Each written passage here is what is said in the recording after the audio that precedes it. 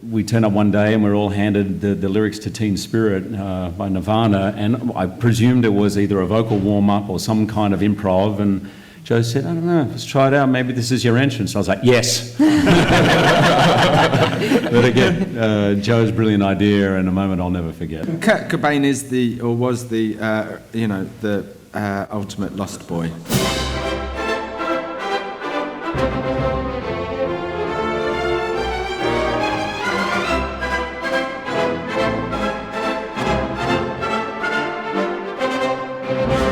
Hello and welcome to a reimagined bonus episode of the Bargain Binge podcast. That's right, folks. This is not your granddaddy's Bargain Binge bonus episode. Me? Well, I'm more true to the source material myself. I'm Dylan, and with me as always is... Hello, I am the Evan, not to be confused with Evan from 20 years ago. And also... And I am Aaron Resurrection. A follow-up to the previous, but you know how it is. This is a good day, guys. This is we're recording this March 31st, which means that marks the day of our first episode being released into the world, and also the release of Godzilla vs. Kong, and Aaron's microphone issues seem to have been fixed. Woo! Woo! Yeah, it's a good day all around. I had logically, when your audio sounds rough, you go, oh, is this the mic or the cord? Turns out it was neither. It was the port on my laptop. It was just dying, I guess, and fucking everything up, because just switching to a different USB port fixed the problem. I'm getting... Something's coming in. Something's coming in on the wire here. Yes, okay. Bargain Binge Podcast, the biggest podcast debut of all time. Oh! That's right. Oh, shit. Oh. International, worldwide sensation, Bargain Binge Podcast has hit the markets. Nothing will ever be the same.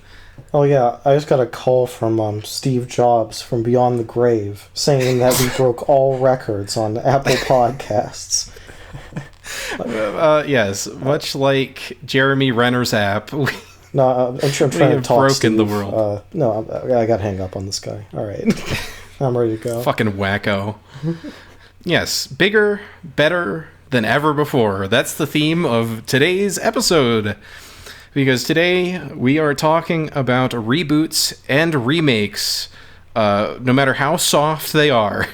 Yeah, we might not be talking about sequels, but we could be talking about sea-boots. It's a very nebulous world, and we're already kicking off this conversation, so you know it's going to be a good one. But before we get to that, we get to talk about stuff that we've watched recently since we last recorded a podcast.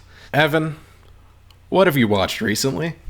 Well, Dylan, recently I consumed the Netflix original comedy movie Bad Trip, starring Eric Andre and another guy, Little Ray Howery. I'm not familiar with him, but he's the friend from Tiffany Get Out. Haddish. And Tiffany Haddish. Yes, the friend from Get Out is how I know him. He's very good as Rod in Get Out. Yes. Yeah. What about here? Did he give you the rod? No, I enjoyed it. I really like Eric Andre's brand of humor, which is just absolute insanity, and I think he brought that to this movie well enough. I would have maybe liked to see a few things lean more into that, but there's definitely a lot of gags that are firmly in that realm of comedy, and like all the jokes were pretty good. Like usually in these types of hidden camera prank movies, there's like at least a couple where you're like, oh, that's bad, or I didn't laugh, but pretty much everyone either elicited like at least a chuckle or a laugh, but they were mostly just hitting, which is all you really want in these types of things. Yeah. Because like I'll say the plot elements themselves are pretty like standard, generic. Chris and Bud are just they have dead end jobs. They live in Florida, terrible state. We're coming for all of them.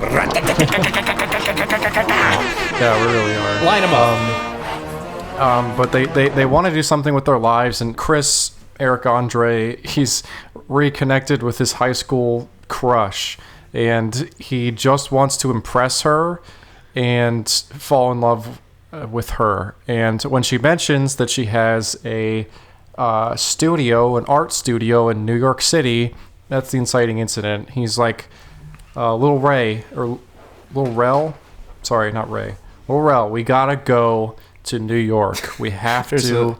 There's a porn star called Lil Ray. Evan, you got something on the mind? Yeah. I didn't even know that. The only little Ray I know is jumping out the sky. Who's that jumping out the sky? R.E. Prime Mysterio.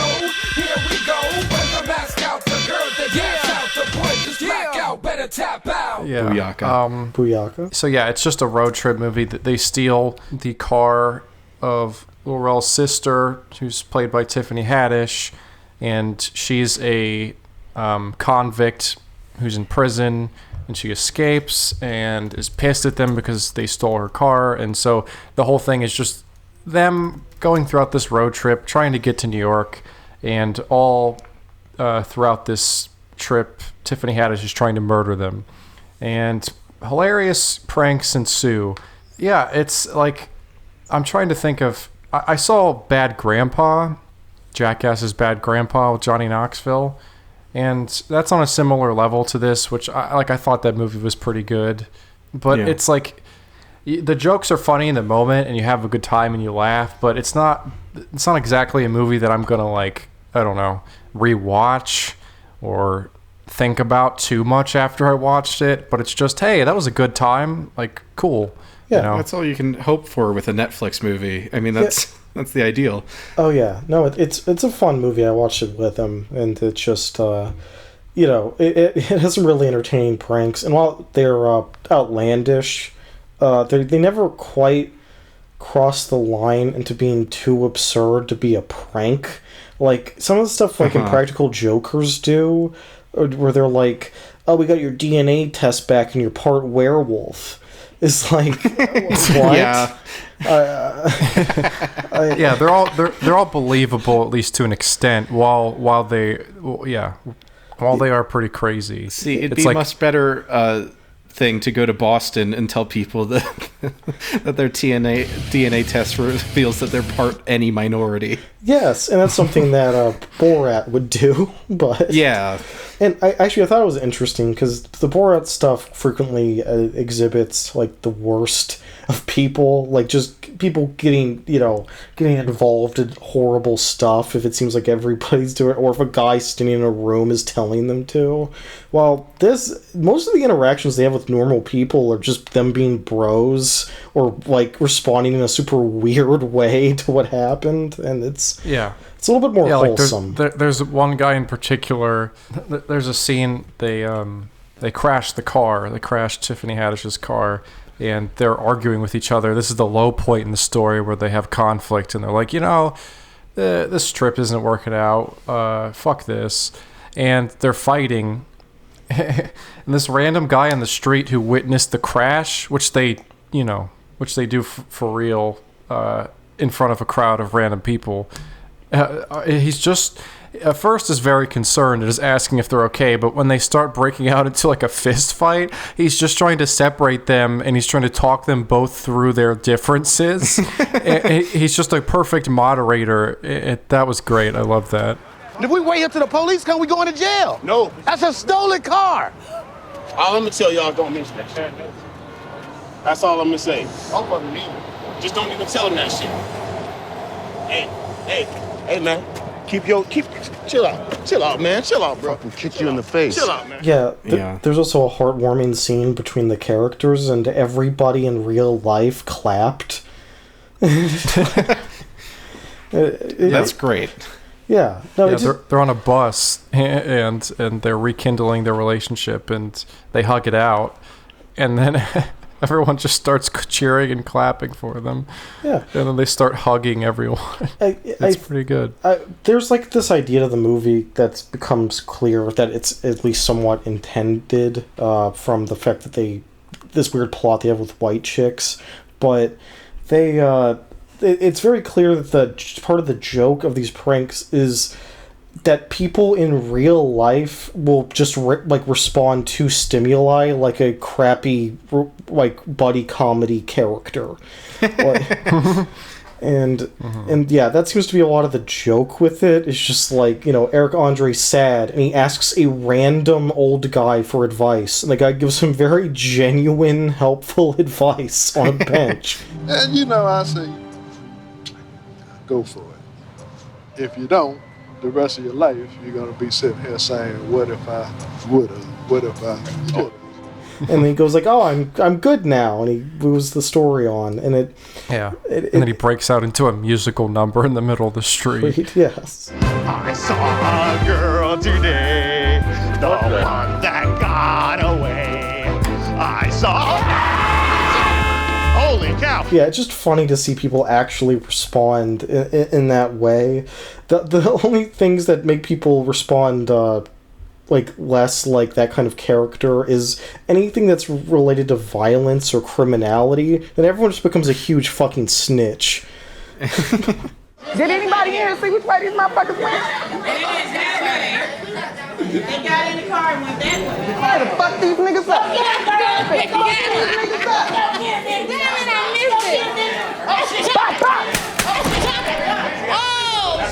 I saw some behind the scenes thing where he's explaining his process. It was very interesting. I don't know where that is, but you can probably just find it on YouTube. Eric Andre Show Pranks. Uploaded to IGN's YouTube.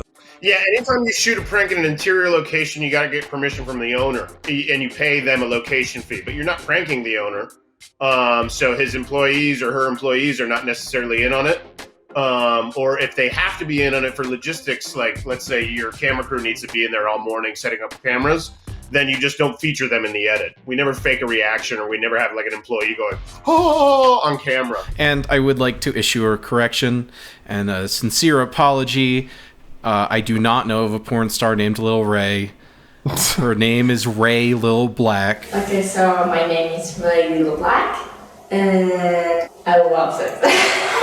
And I apologize to Ray and all of the porn aficionados out there for this mistake. I will do better. That's the entirety of our viewership. So, Aaron, what do you have to say for what you've watched recently? I just want to talk about my Alien 6-film collection. It's a Blu-ray pack. It includes digital copies of all the movies. It includes the alternate cuts of all the ones that have alternate cuts. And it's very featureful and well put together. And they're pretty quality printings. I mean, Warner Brothers in general, at least in my experience, puts out pretty quality Blu-rays. Except for those times where they just don't put one out because they feel shame towards the project they made. Kangaroo Jack, Blu-ray. Jack Frost, Blu-ray. Nothing But Trouble, Blu-ray. Come on. Okay, I can't agree with Nothing But Trouble. Fuck you. I was actually impressed that this collection had everything on a digital copy as well. I sometimes just watch these on flights and stuff like that. Because I bought the Avatar The Last Airbender Blu-ray set or whatever for my girlfriend a while ago, and that does not come with digital anything. No, of course. And it's also just up-resed original footage, apparently. No. Yeah.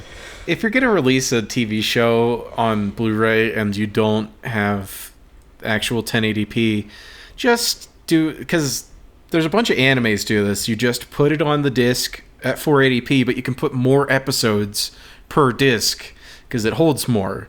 So there's the benefit of the Blu-ray, but you're not lying to anyone. Yeah. Right. Yeah, no. I'm a big fan of this franchise. Alien is one of my favorite movies. Aliens is... a lot of people think of them as equally good. I don't. Aliens is really good. It's a genuinely very good movie. It doesn't have anything on Alien. Alien has a great atmosphere and some of the most tight technical filmmaking I've ever seen. Aliens does not. It's a well put together action flick, but Alien is so careful about how everything looks. While the aliens, I mean, part of this is by necessity because they use so many of them. But in Aliens, like the xenomorphs regularly look kind of crappy. Yeah. Right. And also, I'm going to be very clear about this to our podcast audience. You're wrong about Alien 3 and Prometheus. I'm sorry. Yes. Yep. Good movies. Good movies. Yeah, Alien Resurrection sucks ass. It's Yeah, bad. I'll accept if someone tells me Alien Resurrection is bad. That's fair. Yeah. But yeah, Prometheus. You will is accept just- it because it's true. Yeah. Fuck you. Yeah. What do you like about Alien Resurrection? I'm curious. Oh, I wasn't like defending it as okay. good. Yeah, sorry. I mean, Okay, that's I all don't right. think it's like the. It's not. I will say I don't dislike it as much as the fourth one. Wait, is that the fourth one? Alien That's the Resurrection fourth is one. the fourth one. No, I hate that one. Yeah. What did you think I was? You thought I was talking about I 3? confuse Covenant and Resurrection a Covenant. lot. Yeah, Covenant's Oh. fine. No, yeah. To be clear, I was not defending Resurrection. Yeah. Okay. I think that's the worst one. But I don't think it's like a 0. Like I think it has a few things. But This is why just put a number at the end. Just Yeah. put a number at the end. Yeah, yes, Yeah. exactly. Covenant's just boring. Alien 3 is a really, really good movie, and it has, like, it's very well put together. It was a horrible production disaster that David Fincher left, and there's some weird green screening. Oh, yes. There's some very weird green screening. The extended cut especially is good. Yes, the extended cut fleshes out a lot of the characters and just generally fills the movie out in a way that you want. Because, like, Alien 1 has a director's cut that adds, like, a few minutes, and they're pointless, and all it does is, like, damage the pacing. Okay. Aliens has a good special edition, which adds, like, actually coherent content. And yeah, Alien 3 just improves the movie in general. I really like the Alien 3 director's cut. It's one of the best reasons to buy like a box set like this, is to get that version of the movie. Well, it's weird because Fincher like wanted to disassociate himself with that, right? Yeah. Oh, he did. But his red camera is still called the Xenomorph. His 8K specialized true. camera is called the Xenomorph. Yeah. No, he did. He tried to separate himself from the movie, but He tried to like take his name out of the credits or something. Oh yeah, He did. Alan Smithy. yeah, I believe it Mm-hmm. does say a different name in the credits. He did a good job. The movie wasn't exactly what he wanted it to be, so I understand why he was pissed off. But it's a good movie, especially He's when a it perfectionist. was. Yeah, especially when it was returned to its more intended state in the director's cut. He was just angry because the movie didn't meet his astronomical standards, but just Mank because does? But Mank does. Oh yeah, I don't. Yeah, but anyway, I can recommend this box set. It's a good way to get the different cuts of the movies all in one place, have digital versions of everything, and just it's a good thing to own. To turn to my recommendations for the week, or it's not even necessarily recommendations. What have I seen this week? I also would like to bring up a box set, the Arrow Video Shinya Tsukamoto box set, which overall very good. It's a very great box set. It's fascinating because Shinya Tsukamoto is the type of filmmaker where he has his hands on every single element of every single movie he makes, at least early in his career. That's how he ran things. But still to this day, all of the Blu-ray transfers that are present on Arrow Video, and they look great, he did those all himself. Did the remasters, which I'm not aware of anything quite like that. No. It's cool. But Arrow was able to snatch up 8 of his feature lengths and 3 shorts. Everyone knows him primarily as Tetsuo, the Iron Man guy. He directed those. It has Tetsuo. It has the first sequel to Tetsuo, and then it has some other movies. But recently, I did a double feature, which was 2 movies that were on the same disc. I watched A Snake in June and Vital. A Snake in June is an erotic thriller. It was shot in black and white, and then somewhere along the line, they decided to tint the whole movie blue, which is something you don't. I mean, there's old movies back when things had to be in black and white, where they tinted scenes just to give some sort of color pop. But as far as I'm aware, there's not really any movie that's like fully tinted, unless you guys know of anything.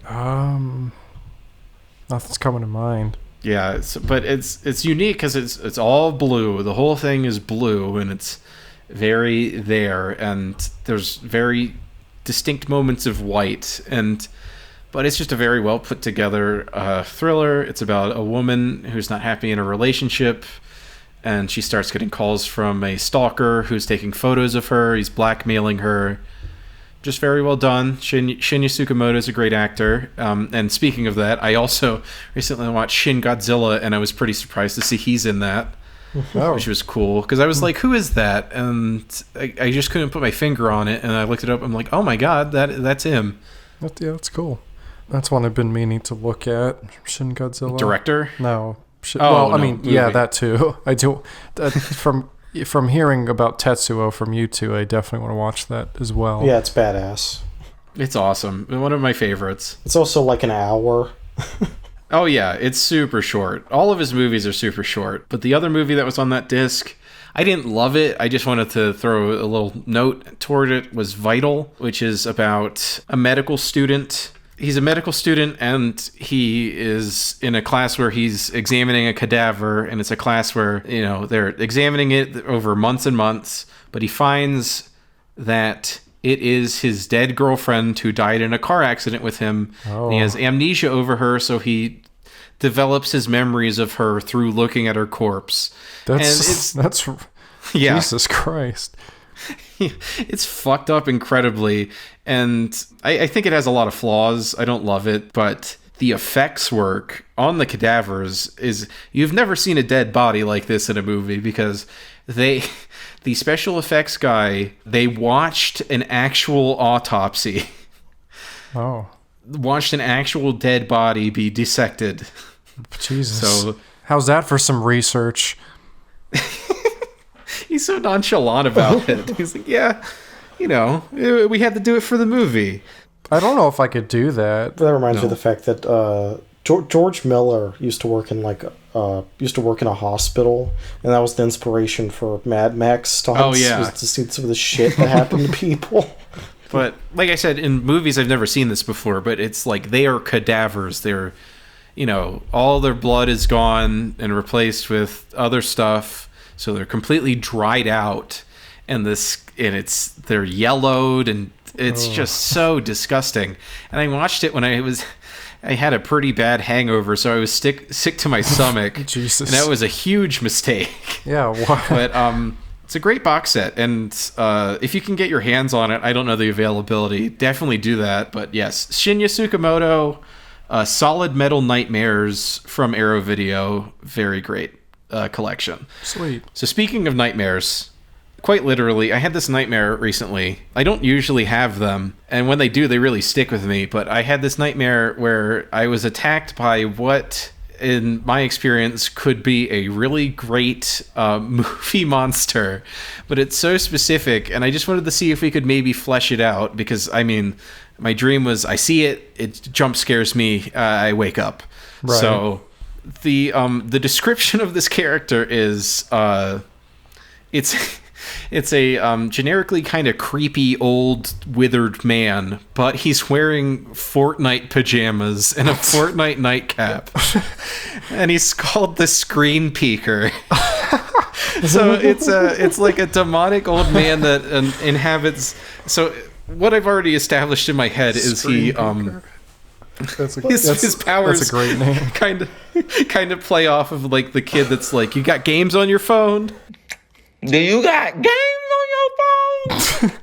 So I'm wondering if we could flesh this out. Okay, no, that's beautiful because a lot of horror films are themed with like weird child elements, like the Bye Bye Man and stuff. Yeah. But screen peeking's like when your fucking brother looks over when you're playing Halo. And It's a horror villain for the modern era. Yeah, is what the critics will say. It's the modern equivalent of having like weird nursery rhymes and shit with Freddy, but he fucking screen peeks you when you're fucking playing Fortnite. But yet that's the most unintimidating thing. That's why I think it's so interesting as a thought exercise. Like, how could this make sense theoretically? Is there any way? Like, what is his powers? You know, like, how can you incorporate the act of screen peeking your brother into some? Like, I guess the easiest way to approach this is first he latches himself onto someone. I mean, that's the laziest kind of right. A monster latches onto you. That makes the logic a lot easier to flesh out. Well, maybe it's just that he has the ability to see through other people's eyes. Like, ooh, yeah, that's what I was sort of thinking along those lines. Oh, maybe he can control you, but there's some sort of limit to how much he can do it or something. Yeah, he can make you do, things that you wouldn't normally do, and then no, and you tagline it. He's always watching. Ooh, yes, absolutely. On the bargain bin DVD cover, he just makes you scream. Guys, we're dropping at Loot Lake. But, so he has to, of course he has to be like some sort of tortured soul or something. But, so, I mean, obviously it has some sort of spirit ghost thing, but how do we reconcile the fact that he is, for some reason, an elderly man? Because he can't just necessarily be he died when he was playing Fortnite with his brother or something. This is so stupid. This is so stupid. He somehow was trapped in time and just aged like rapidly. Oh, okay. He was a sort of castle freak situation, and he was born like mildly deformed, very like the kind where it's talked up in the movie, but then when you see it, you're like, oh, come on. And so his parents locked him in a side room, and the only way that he could spend time with his brother is playing Fortnite. Yeah, that's pretty good. And his brother would always get mad at him for screen peeking, and at one point his brother gets really mad that he goes to like attack him, but because he's deformed and he has some sort of coded magical powers with disability, he accidentally kills his brother. Ooh. Okay. Yeah, it's a good traumatic backstory. I can picture it. Or is it that his brother shoves him and his deformed head explodes against the wall, and now he's back as a demon? Oh, okay, so yeah, we could just use we don't even have to have him age. It's just he looks like an old man. Yeah, he's just a ghost. Yeah, he's an entity. He's not like a physical person who's survived. That makes so he's deformed in a way that makes him look old. I was trying to reconcile why he's an old man, but that makes a lot more sense. Yes, he's a character from M. Night Shyamalan's Old. Old. Gotta add the old drop in there. Old. I guess one last part of this. Are there any good kills that we can mine out of this absurd creature? I mean, I don't know. The super obvious one is that he has a pickaxe. but then that could also conjure like Minecraft. I mean, I don't know. Yeah, I mean, I think for licensing issues, although Epic Games is like demonic enough that they would just be like, yeah, you can just use Fortnite in this. But, oh my god, yes. Are you kidding? They would have the premiere of the film in Fortnite. They very much will. And Marshmallow would play the intermission. Yeah. They would eat that shit up.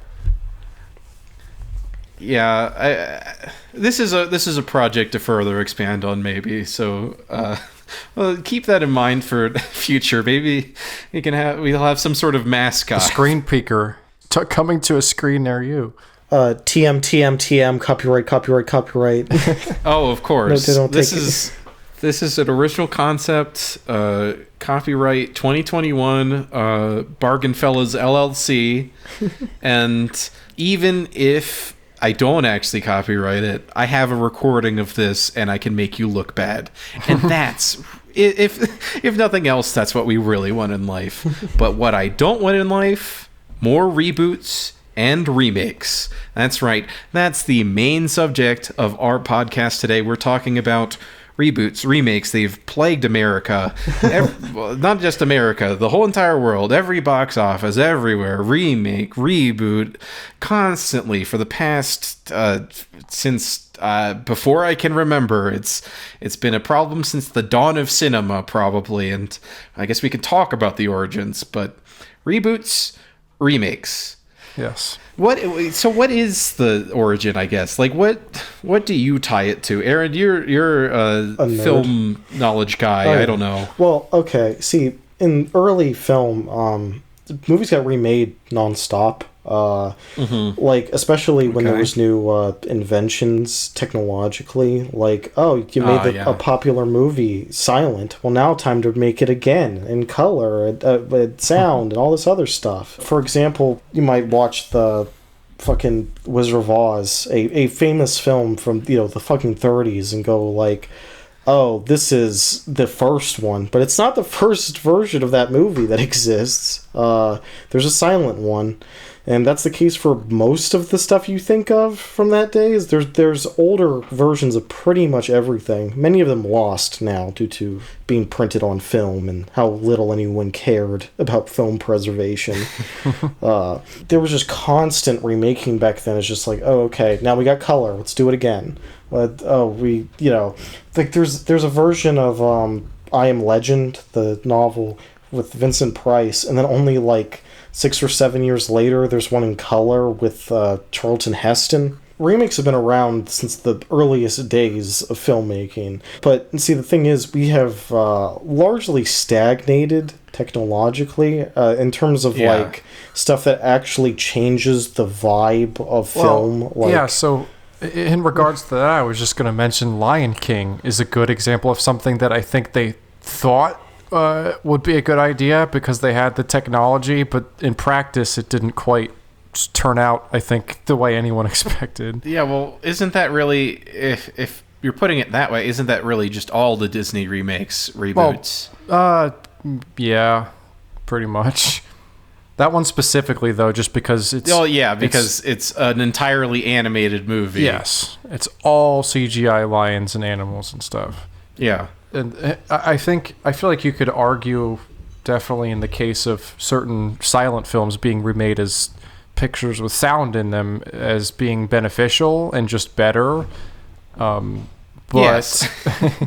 But there's no advantage to what they did with Lion King. In fact, it just makes everything about it worse. The technology was so exciting, and if you could get this right, you could really engage an audience, a worldwide audience, in a way that they feel completely emotionally immersed. So when technology stagnated, I guess really looking at that as the kind of watermark for it, could we probably say that the beginning of the modern type of reboot remake was the 80s? Yeah, I think that's fair. Probably. Most of the ones you really think of are from the 80s, because the 80s is when you start getting popular remakes of older films. I mean, you have weird stuff like before that, like the fact that there was already like 3 versions of A Star Is Born. Yeah. And King Kong. Mm-hmm. Yeah. Yes. But it was in the 70s. Yeah, the 70s started. The 70s start the trend, but the 80s go, yes, this is what we're doing from now on. It cemented it. I mean, there's so many promising titles back then that it's kind of unfortunate to see where they've come to today, because, you look back at the 80s horror remakes. I mean, The Fly, The Thing, The Blob, it's just non-stop hits on that concept. Yes, and those ones you just mentioned specifically completely rejuvenated the property, and it became classics in and of themselves.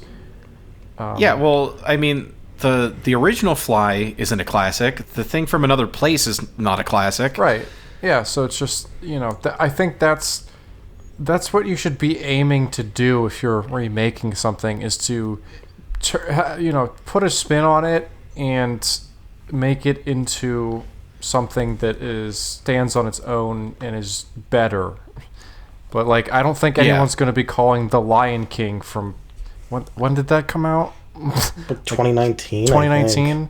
I don't think anyone's going to be calling 2019's The Lion King a classic. Yeah, I mean, yeah, their remakes are superior to the original, and yeah, I guess I think you're right to a large extent. Is like a lot of the older movies, like I think The Fly is a good movie. I really enjoy The Fly, like from the 50s. Yeah, no, but it's just they're not I just wanted to- iconic. it's not. Oh, it's not an unassailable classic. It isn't. It's not overly revered. It's just like a fun B movie. And then Cronenberg took it and put his own stamp on the premise. But and that's the thing, is that when you're adapting something like that, you feel comfortable just going, yeah, take the loose ideas and maybe a scene or two and put them over here. While a lot of remakes now are just like shot for shot, almost recreations of the old thing. Like the new thing. Yeah, like the new thing. The new thing as opposed to the old thing, as opposed to the old-ass the older thing. Right. Yeah. Like, they aren't part of, like, the movie Bible. They're just movies. But then these other films are, like, you know, RoboCop or whatever. And then when you try to redo it, you kind of have to have the bits people like. But then, then what is your movie? Yeah. Right. If you obsess about recreating parts of the source material, then I think you can just get lost in that and forget to make your own movie. But like, yeah, it's important to take your own flair as a creative and then apply it. I don't know. It's a difficult little dance, I guess, you have to do for certain things, especially things that people revere. Or I was trying to think of an example, but yeah, it's because then you don't want to have too little from the source material that people complain it's not enough like it. Yeah, so it's the balance. Yeah.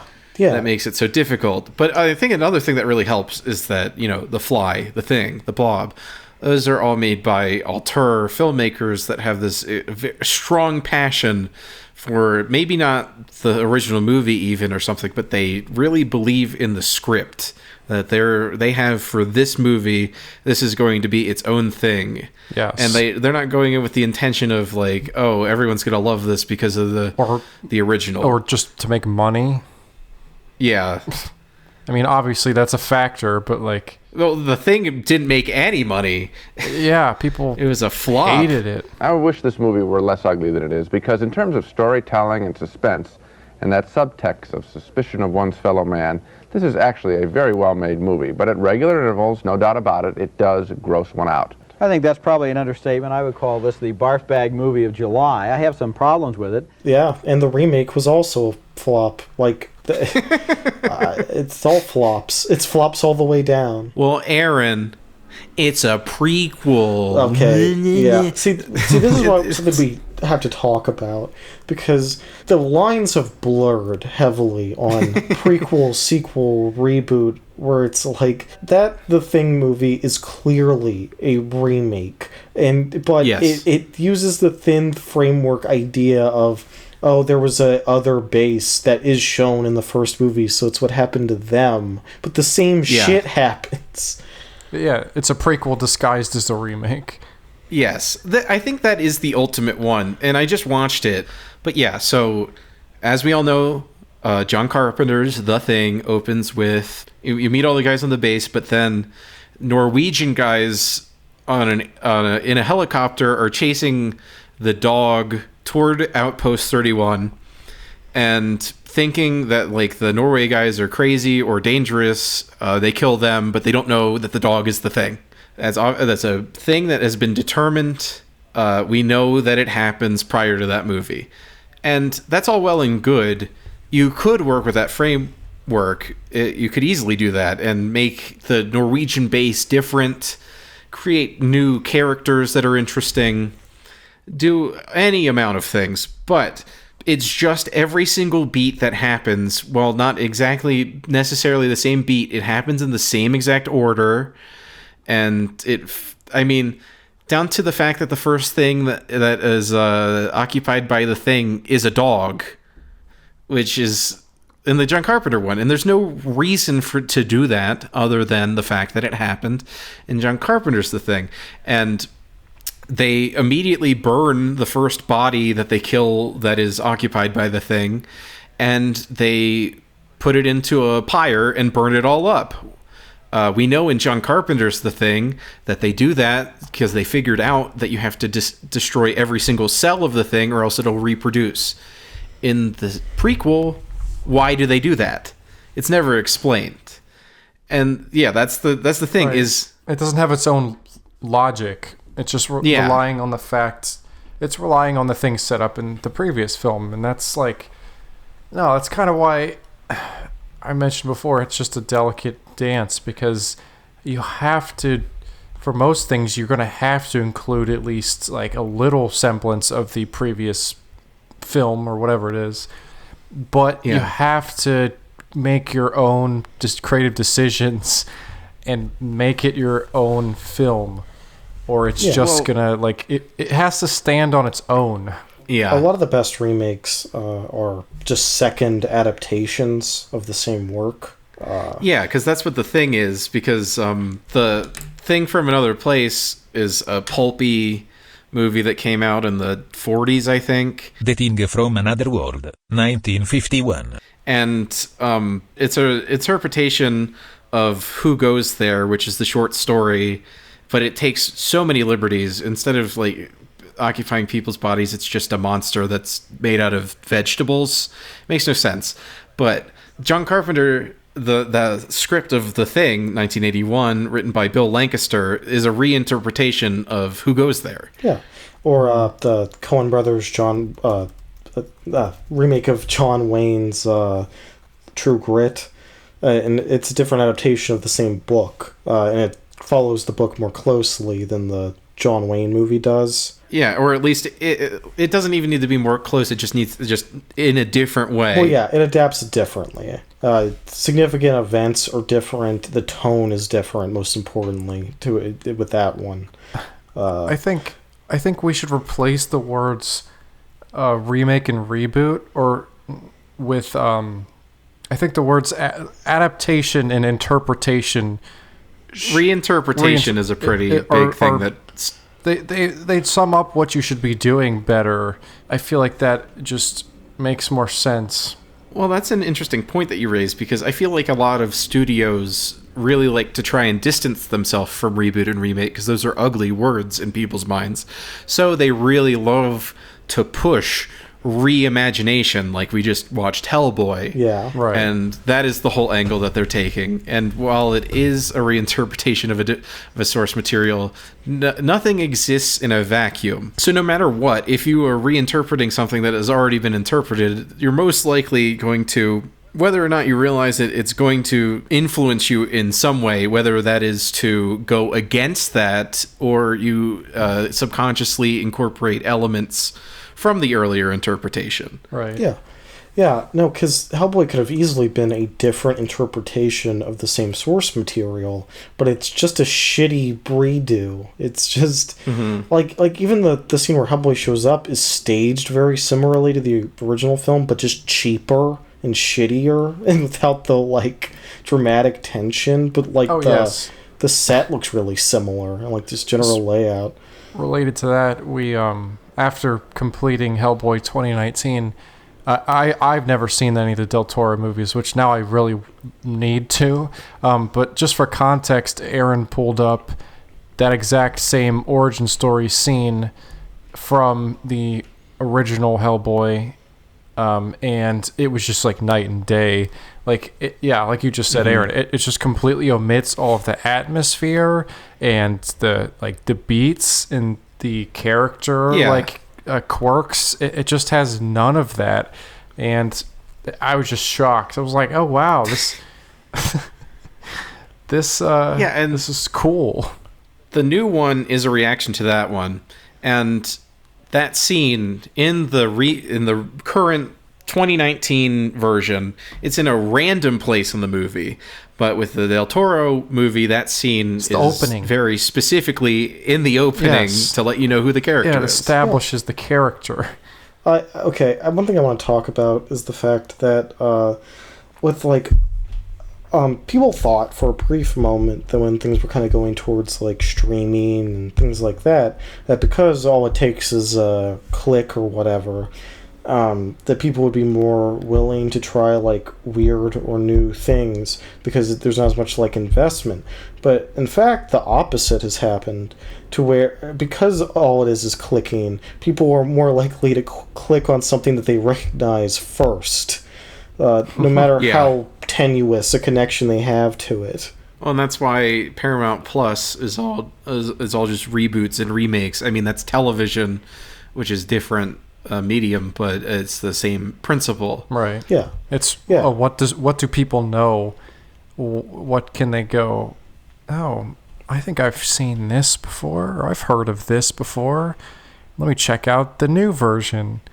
And that's why it's been prevalent for a while now. I mean, since the 80s, it only grew and grew and grew. Mm-hmm. But over like the past 10 years, I'd say, we've seen like what is exponential times exponential. It is just to the fucking moon. I think a major reason for that is just because it's safe from like a financial standpoint for these studios to make an IP, to remake an IP and to have that still out there, that it's recognizable and that they are pretty confident it's going to make money. It's a risk to make something wholly original, I think is what their line of thought is. Yeah, but a lot of the IP abuse stuff is like the biggest flops possible.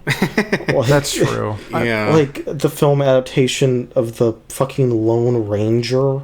Oh yes, that will be discussed on an upcoming bonus. We've teased it before, but box office bombs. That is definitely one of them. No, you're right. Like a lot of them do flop, which begs the question why they think it's like a safe move. Yeah, like most of the remakes you think of, like in modern times, are not successful movies. Like. Unless they're Disney. Yeah, unless they're Disney. Then that one's just disgusting.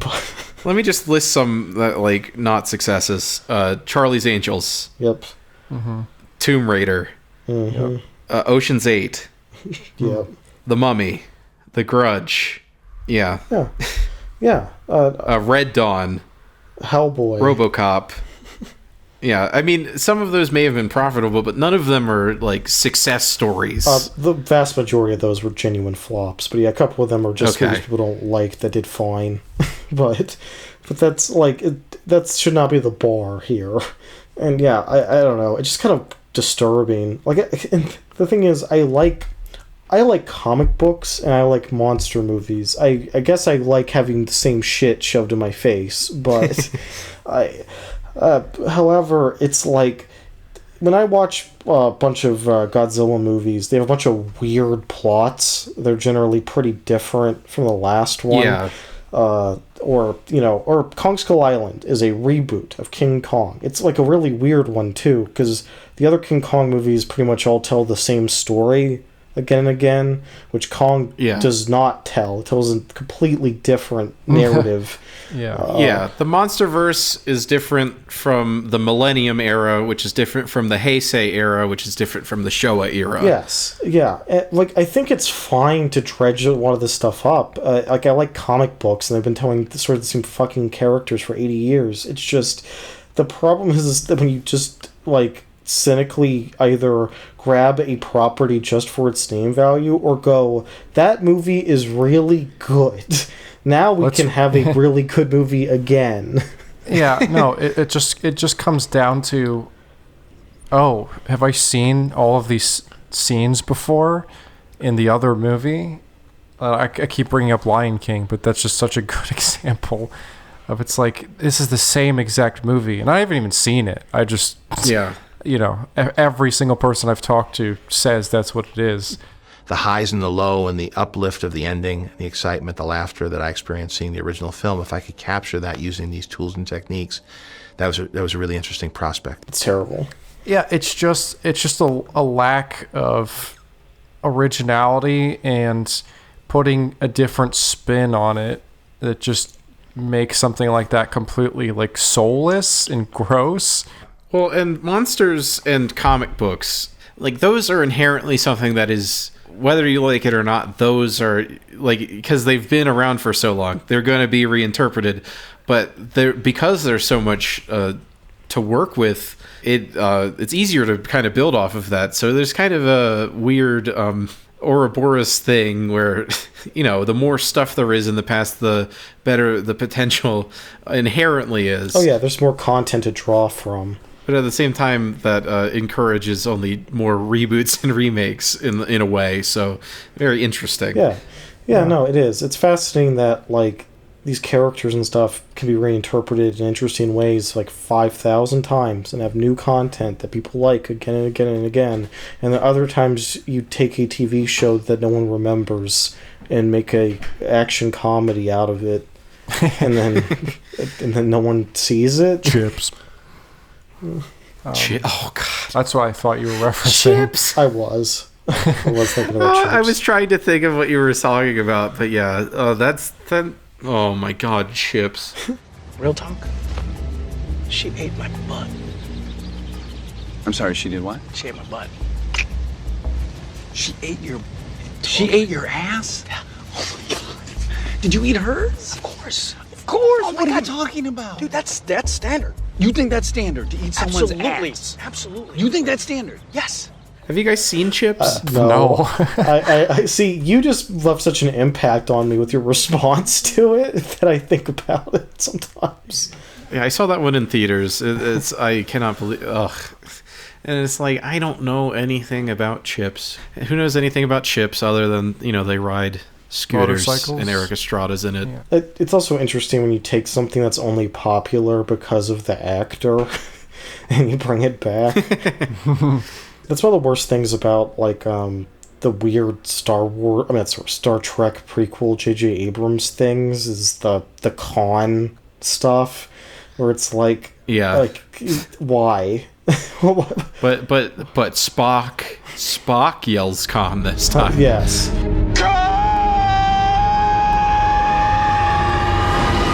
Yes. For no reason, Star Trek Into Darkness is a remake of Wrath of Khan. For nothing. And so much of the decision making in that story is just like, this isn't what people are going to expect from a remake of Wrath of Khan. Yeah. And I feel like that's a lot of holes in decision making in making remakes, is because on the other hand, we've been talking about how stuff is too closely resembling it, but then you can go the other way, and I guess Chips is kind of like that. That's what we're getting to here, but or you just going the complete opposite way and just having almost nothing to do with it can also be a problem. Well, it could also be a good thing. I was thinking specifically of, like, The Invisible Man. That took the name and the fact that there's a man who's invisible, and that's, like, it. And that movie's amazing. So it's like, it's a weird topic to broach, because it's like...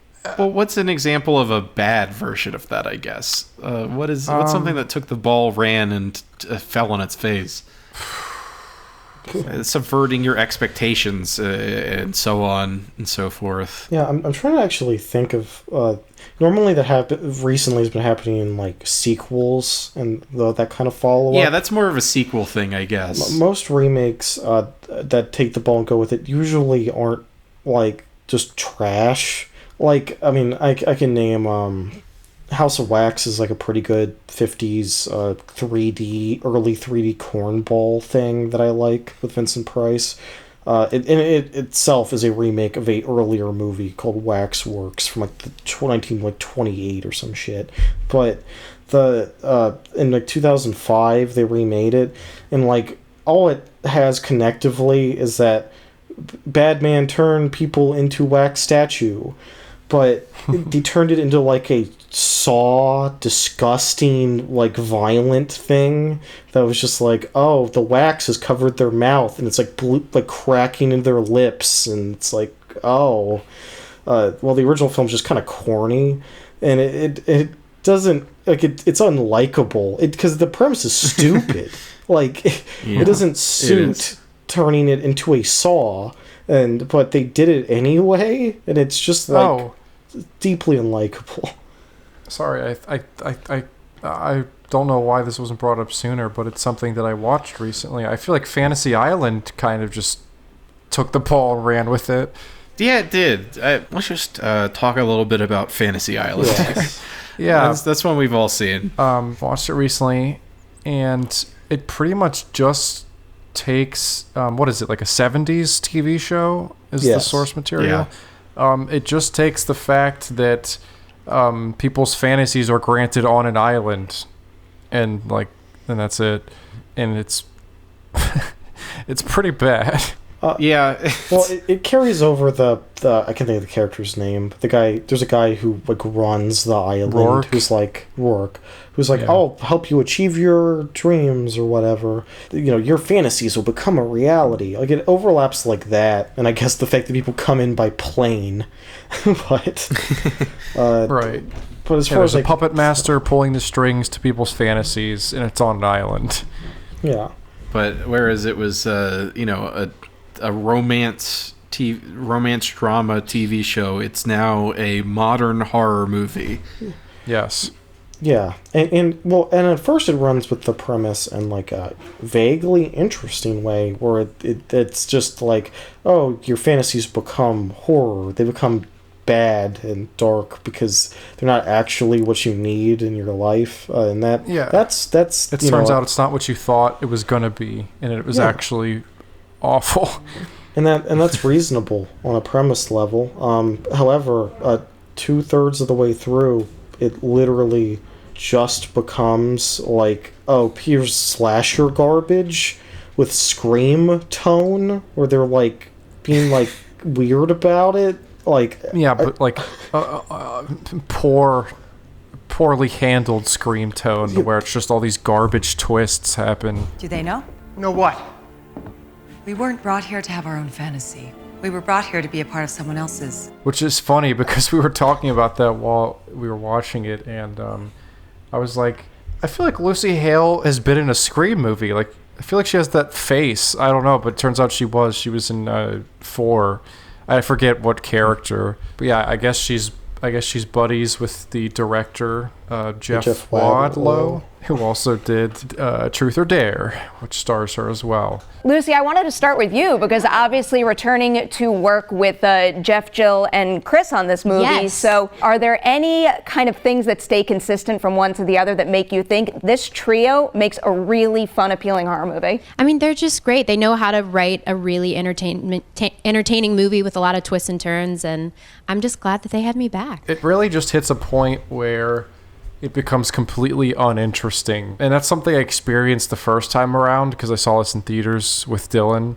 As Aaron was sort of describing, you're into it, and it's like, okay, this is kind of interesting, and I'm liking where this is going. But about, like, I don't know, a little past the halfway mark, it loses, like, all of its steam. I think the point is after Michael Rooker spears the nightmare dentist off of a cliff. Yeah. After that, it's not really worth much. No, because it's after that, it's just the representations of like people's friends and family who just come back as like zombies, and they get chased by like not just that, but like zombie representations of like random criminals they have no personal connection to, and stuff like that. And it becomes junk. And yeah, and like when I say Scream tone, just something about the way that Lucy Hale, the way that she I guess that's how you pronounce it. Yeah, the way that she gives her like, this is what's actually been going down speech, it feels like a Scream monologue. There's something about its like ironic, like edgy tinge that makes me think of that. And no, I think that's 100% what it feels like, and maybe what they were going for, but it just doesn't. It's like that, but it's like a discount version of it. I was this close to my real life fantasy, but all of you turned it into a nightmare. You could have had anything you wanted here. You could have had Nick back. It would have been fake.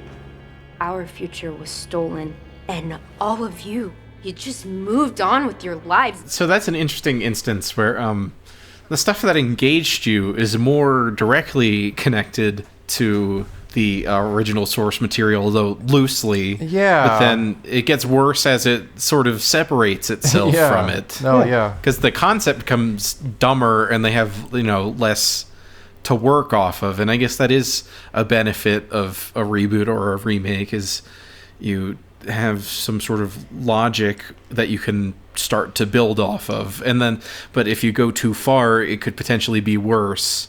Right. I think it could have been done well, but I'm not sure how much material there is for a adaptation of Fantasy Island, to be honest. Not much. It's a big stretch to begin with. Yeah. But something that is rich source material, I believe you two have recently watched this, is Pan. Yeah. The Peter Pan film from God. recent memory. Yeah. What year did that come I out? think it was 2014. The thing about that one is it like not quite like The Thing, because The Thing's more of a straight remake that just says it's a prequel. This is a prequel, but it's also a reboot in a very clear way. Yeah. Because, well, it's made by a studio that did not make the Peter Pan that you think of. Warner Brothers made this Pan, and they don't own any of the intellectual property of the film that you like. Yeah, but yeah, so it's more along the lines of like the kind of monster movies comic book thing that you're talking about, where source material is very broad and there's a lot to pull from. Mhm. So pretty much anyone can do it. And I mean, I'm assuming Peter Pan is in the public domain. Yeah. So I would think, literally anyone can do I it. think so. But yeah, no, this one pissed me off. Like, way more than like I thought it was going to, because I knew it was bad going in. But like, I found myself really interested in the origin story of Pan, but they just completely squandered it. Because the scene that I was anticipating to happen, or just what I anticipated the plot to build towards, is the degrading status of Pan and Hook's relationship, because it establishes they're friends, and that I found super interesting, and I was kind of just waiting for that scene to where, like, I don't know, Aaron and I kind of discussed what we would have hoped were to happen, which is like they defeat the evil Blackbeard, who is basically the pirate king in this current timeline. Yeah, before Hook. Before Hook, and he's played by Hugh Jackman. They defeat him together, and then Hook's like, "All right, man, sweet. I'm the new pirate king. I'm gonna enslave all these people and do bad things and run my big pirate gang. Is that cool? Like, I'll make you second in command." And then Pan goes, "Wait, no, like that's that I wasn't can't the let plan, you, man. Yeah, I can't let you do that." And then yeah, why are you going where I can't follow? Right, and I say I'm super interested in this, but it's like, it's just such a basic route to go down that I'm shocked that they just didn't think of, or like maybe they did and they were planning on doing it in the second movie, which never happened because this bombed its ass off. Yeah, yeah, but. No. Yeah, Well, that whole concept was like, okay, I was really wanting to see that scene where it's like the climax, and they're to have their big final battle, and they were once friends and now enemies, like in the vein of, like, just as a random example, in the vein of like Anakin and Obi-Wan. It's over, Anakin! I have the high ground! Or it's like they're having this epic final battle, and the Croc bites his hand as a off. prequve might do. Yes. That's the whole point of the prequel Yeah, trilogy. exactly. And as a reboot, I mean, it's a prequel, whatever word you want to call it, it's operating on the fact that the audience has the expectation that they are enemies. But they see that they're friends, so you want to see them become enemies. That's interesting. Yes, That's where the content is. I wanted to see that, and it didn't fucking happen. No, the version of it me and Evan had in our head was cliche and dumb, but it had scenes and content, and was like, oh, when Pan's running away from Hook at the end, he leads him back to the crocodile they interact with earlier in the movie, and the crocodile jumps out and bites his hand off. And he's and left that's how there Pan like gets fucking, away. He's left, and he's like, again, like Aaron just said, that's is kind of just cliche as hell, but after watching that mess of a movie, that's what I wanted most. I was just left completely disappointed. Yeah. Well, I guess that's an example of the taking the ball and running with it and then falling flat on your face. Yeah. Yes. Where you just tell a completely unrelated story where Hook and Pan are friends, and you don't build towards the status that we know now. And the ending of the movie is that they just sail off into the sunset happily and they're friends, and then they put an awful joke in that's like, We'll always be friends, Hook, aren't we? Always. What could possibly go wrong? that's like, okay, so maybe they were trying to do that in the next one. They only set up elements that are like weird and don't like naturally build towards the original content, like Hook fucking Tiger Lily, who's now like a 38-year-old woman, white woman. White woman with a tribe of. It's so funny. It's just, instead of them being, native people, they're instead like Burning Man types. I just want to note I forget the actor's name. Aaron, I'm sure you know it, but it's Garrett Hedlund. That's his. There you go. I didn't mean to put you on the spot. I just knew you were familiar with him, which I was not. I've seen him in things where I like him. However, his performance is the most like insane thing I have ever seen. Like, I don't know what he was going for. He has like a weird southern tinge, and but he's also like super showy and like a I don't know, like he seems Indiana to be Jones. trying to match both the diction of the original cartoon Hook and Indiana Jones at the same time with a southern accent. Set a course. Second to the right and straight on till morning. And it's like the most jarring thing, but to a way where it almost flipped back around on itself and made me like it. Yeah. No, yeah, it's kind of charming in how weird it is. It's to the point of where I just really wanted to see that scene where he gets his hand chopped off by the croc, and he's like, Pan!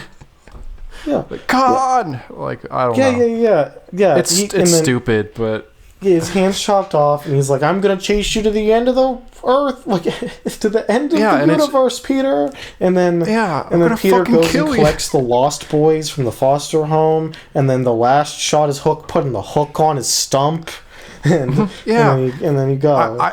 I don't know why I'm so attached to this like mediocre cliche representation of how they should have made the movie, but the movie's so bad that it just like I longed for that. Well, see, that's the thing, and it's something that I think comes up a lot in remakes and reboots. But as a general filmmaking tip, I want to give you guys as a non-professional moron. It is always better to do something that is cliche and dumb than to do nothing in its place. Well, Aaron, what about the Nirvana number?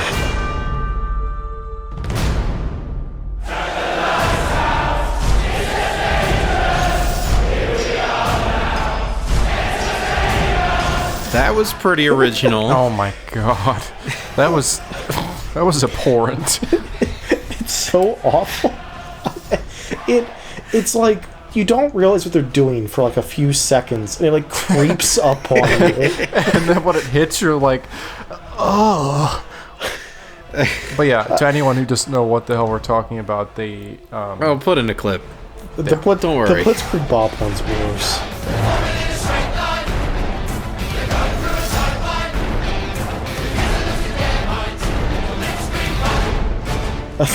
I don't know why, but it hit me worse. Yeah. It's a song that lends itself more to that kind of environment, but somehow it's worse. Yeah, no, it makes more sense, but it made me more upset. It's very weird. But yeah, but I don't know. To loop back, no. I was just gonna say, I think that a lot of remakes and reboots, in an attempt to be different, sometimes put nothing in the place of the content. Yeah, and Pan is a perfect example of that. Well, the lack of content at the end there is also, you alluded to it earlier, Evan, but they plan on a sequel. And the thing recently that we've been seeing a lot since, I'd say around that time, is reboots that are being brought back by studios specifically for the reason of having a franchise. Yeah. And I mean, most infamously, most money-drainingly, the Dark Universe from Universal. Yeah. In hopes of starting their own cinematic universe. Oh yeah, no. The worst kind of remake you can produce or reboot, pretty much, is you take the old thing and you bring it back, but you go, oh, we can't include the things people liked, then we'll waste them before the third movie. But no one can write a script to follow this up. We have to make sure the third act is the next movie. They just don't think about the fact that there might not be a third movie or a second movie. Yeah. It all springs from, and this is a sticking point in Hellboy, as much as David Harbour really, really wants you to not think this, is it all springs from this idea that you can have a Marvel, because Marvel is from comics. It's a huge wealth of source material that Disney paid a lot of money for, and that very smartly, as much as it became what it is, and they did it smartly. And a lot of people are like, we're gonna do Marvel, but they just jump headlong in, not realizing that what they have to work with is not necessarily a wealth of content to keep building off of. Oh yes, Disney failed to Marvel with Star Wars. Oh my God, they did. Yeah. Horrifically too. It comes down to lack of planning. What you just mentioned, Dylan, is like, the property might not have that much material to draw from the get-go. However, if you at least plan your moves strategically and think out the movies and have some sort of any semblance of a plan, then you might get somewhere. But if you just dive straight into it, not knowing what you're doing, and that's exactly what they did with Star Wars, pretty much. Those movies weren't very planned out. If you're going to start a franchise and build it off of anything, no matter what it is, you have to look and realize that someone that you overlook or you yourself is going to have to expand it. If it's not 100 years of worth of comics, it's your job to create new stories. And that's the problem with the Star Wars movies, is that they're so reluctant to new stories. So even when anything is new and not just like a mid-cool weird thing, it's just a repaint of something old. Yeah, right. Well, because Star Wars, at least in film and TV, it is George Lucas. He was the original author, and he that movie, the Star Wars was saved in the editing room. Did you know that movies that don't usually come out well in their initial edit, especially when parts of them haven't been filmed yet? Yeah, no, movie garbage saved in edit. That's just a myth to dispel here. Just because the first edit of Star Wars was bad does not mean George Lucas is an idiot. Yeah, every movie is saved in the edit. That's what editing is. Exactly. You're not going to have the raw footage is not going to be a movie. The point is that yes, Star Wars from A New Hope all the way to Revenge of the Sith and the Clone Wars, that's George Lucas. Right. Yeah. Yes. It's George Lucas, and then everything from then on, not everything, a lot of the TV stuff that people actually like from then on is from George Lucas's adopted son, Dave Filoni. And love you, Dave. Love you, Dave. But that's a thing that has a original author and who worked with it for decades. And then this Disney content, the sequel movies are like the first non-spin-off media that has to continue the story without him. And without either. Yeah, so you have to create a new vision because that guy's vision is gone. And he tried to be a consultant and stuff. He was very willing to throw ideas for the movies. And in excerpts I read from a recent book that came out about the Star Wars prequels, George's plans were pretty good. They made a lot of sense, and I would have listened to them if I were Disney. But they decided to start entirely over with J.J. Abrams. And specifically say, fuck the books that already have stories to tell. Yes, as Kathleen Kennedy said, Star Wars doesn't have books or comics to adapt, which was one of the worst After they things. specifically said that we're not doing that. Yeah. They exist, we're not doing it, and then she's like, there's nothing. None of that. Yeah.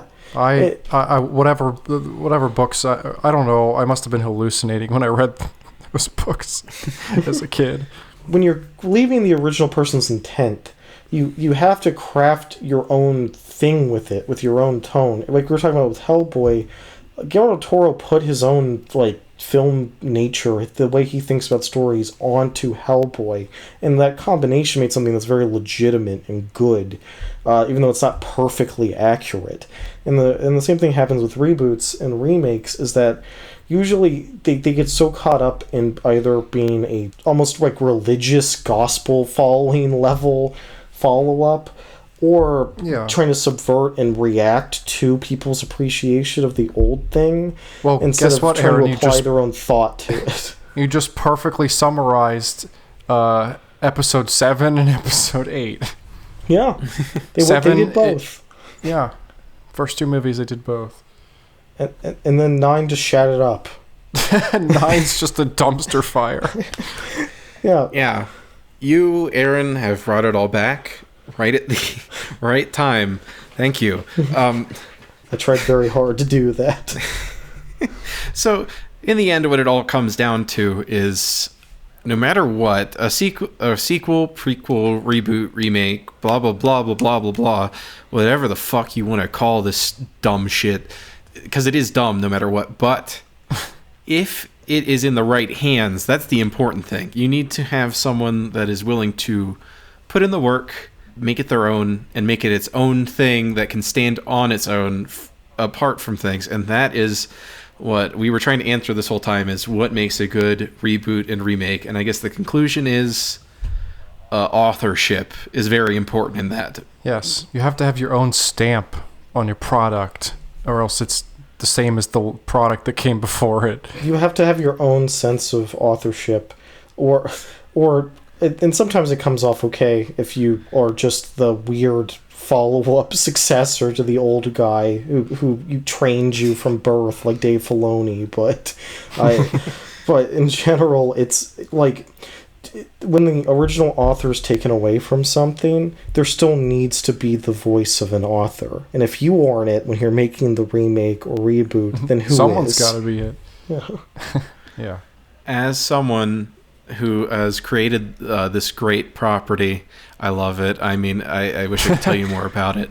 But then someone else went out of their way to take that idea and reinterpret it. I can tell you from examining the offshoots that you do need to have something that brings someone in. Mm-hmm. You can't just use the words, I don't know, bargain and binge or and or that doesn't gonna give you a good show. Not even if you add boys, slightly change one of the words, add bros. None of that is going to do anything for you. Yeah. No, unless you have a format or a gimmick or anything. A premise of any kind. Just stick to talking about movies. And I'm going to stick to ending this episode. That's right. Another successful bonus episode of Bargain Binge. We do it every single fucking week. Suck my dick. Yes. Going hard in the paint once again. If you want to find us on your favorite podcatcher, whether that be Spotify, Apple Podcasts, Stitcher, Radio Public, Deezer? Okay. I've never heard of a couple of those. Well, you can find all of that at bargainbingepod.com. Tell all your friends about it. Send them that URL. Apple Podcasts, please leave a nice review there. Leave it on your other podcatcher if that's an available option. Subscribe to every podcatcher. Give us those numbers, people. We are on a path to world domination. Type our name into Google and then click our links, so that it knows that's what people want. Just ad nauseum. Just to get us that SEO, because I don't know how to do it myself. Email us at bargainbingepodcast@gmail.com. You can send us questions, whatever, say hi. And you can follow us on Twitter at bargainbingepod. And for our teaser for next week, here is someone pulling the next movie. What is this? I cannot identify what this It's a Spanish movie. Los Dos Reyes, El Señor del Cielo y el de la Tierra. What the? Well, it's a four-movie path of Spanish language movies. Okay. I don't know anything about any of these. This is fascinating. No, it's wild. Oh, that's going to be a great episode that I totally, off the top of my head, know what it is. I'm so excited. Oh, yes. Stick around for that. I can't wait. Aaron, what do you think? Oh, I mean, I think that's a great pick. I think it's going to make the next episode the best one yet. Awesome. Yeah, this is great. Well, this has been fun and all, but we have to go. Evan has Betty bye time. So, until next week, I've been Dylan. And I've been Aaron. And I've been Evan. Catch my Schindler's List remake next week. All right. Auf Wiedersehen. Peace out. Also, as far as I can tell, that documentary script is actually just not in this box set. Oh, okay. Yeah, that's upsetting. All right, well, throw that box set in the trash, Aaron, and let's move on.